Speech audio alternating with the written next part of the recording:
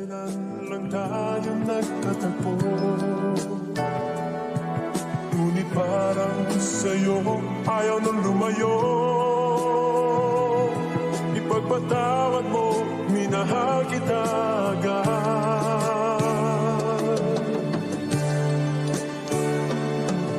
Biglang tawag niya sa akin kagabi, hinahanap ko ulit.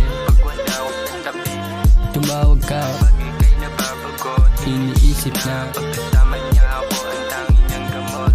mga kasalanan ginawa. Ginugusto niya palagi pag ako sa ibabaw ng lamesa may natitira.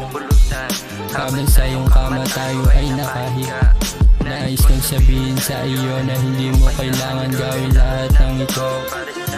Dahil alam ko sa sarili ko na hindi mo ko gusto. Kailangan mo ko, yan ang totoo kung alam mo lang.